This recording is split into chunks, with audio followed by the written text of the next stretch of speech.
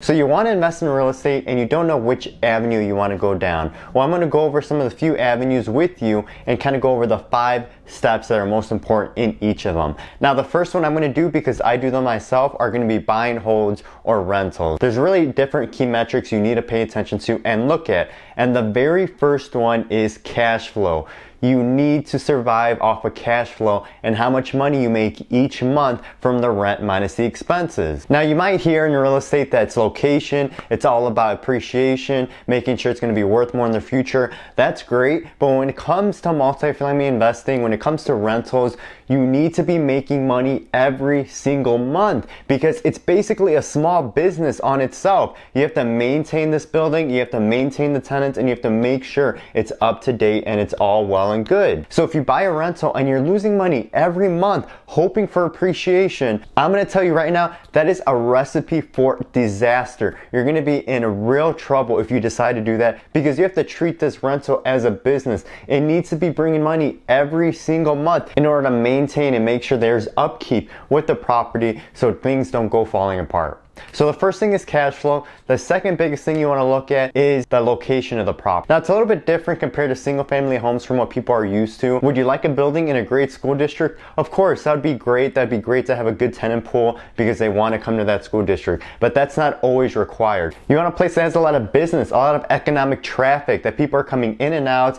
that if it's not going to be a good school district, that's going to be a place where people come for a lot of business, because then at that point, if you're not going to have the demographic looking to get into a nice school district, you're going to have the other demographic who's looking for a job and looking for a place to be close to work. So you want to make sure the location of wherever your rental is and is a good area that either has a good school system or good economic activity. One or the other is really a good safe bet for you in the long term. The third thing I would say is the age of the building. A lot of people don't realize that when you buy a rental building, it's going to have a lot of upkeep to come with it. And if it's a super old building, you're going to need to put a lot of money and you're going to have to keep a close eye on it because things are likely to break more often. Now, if it's a more recent property, you're going to be able to expect that not a lot of things need upgrades and not a lot of things are out of code either, just in case you run into issues with the village that you need to update, you need to get things up to code. That's some of the hiccups that come with buying older buildings, is a lot of things might not be up to code. Some things might even be grandfathered in, and things could change in the future that you have to take care of that you didn't consider when you first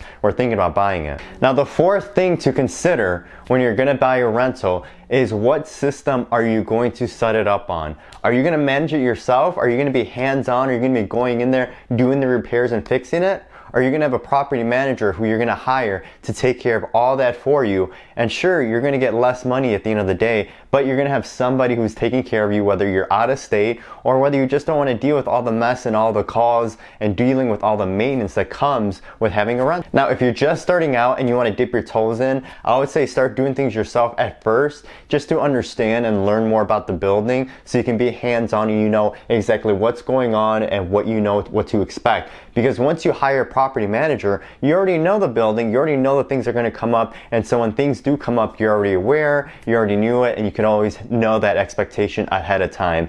But if you want to scale and you're looking to just grow your portfolio and build more faster, go ahead and hire it out, get a property management team in place so then you don't have to focus on the maintenance and you can focus more on growing and buying more buildings and growing your business. The last point that is so important when dealing with rentals is capital expenditures. A lot of people don't realize they need reserves when they buy a building. They think, look, I'm going to buy this building, I'm going to put all the money I have into it and just buying it and I'm all set. You're totally forgetting that things are going to come up. You might have to replace the roof. You might have a furnace breakdown. Believe me, I was one of those people who thought, look, I bought this building, the inspection looks great, I'll be okay. And guess what? I had to replace the roof 2 years later. I had to replace the furnace a year later. It happens. It's going to happen to you. It's going to happen to all of us. So make sure that you have reserves when you buy a property. The last thing that you want is to have a leaky ceiling or the heat going out in the winter and you can't afford to replace it and you're just stuck. And now your tenants are angry at you. You're not providing a good product for them by giving them good housing. It's just going to be a complete disaster for you. So make sure that before you buy a building, you have reserves. And a good rule of thumb, depending on how big the building is, of course, if you're going more smaller scale, going for houses or maybe 4 to 6 units, you want to have about $10,000 per building that you're buying to make sure you can cover the roof, roof, you can cover any furnace. Hopefully not all that happens all at once because you're going to need more than $10,000, but a general rule of thumb for smaller buildings is $10,000 is a good reserve fund just to make sure that if anything happens, you're covered and you're not going to be screwed at the end of the night. Now make sure if you want to start becoming a rental landlord or rental real estate investor that you check on these 5 tips before you buy a building to set yourself up for success and that you run into no issues in the middle of the night once you finally buy your first property.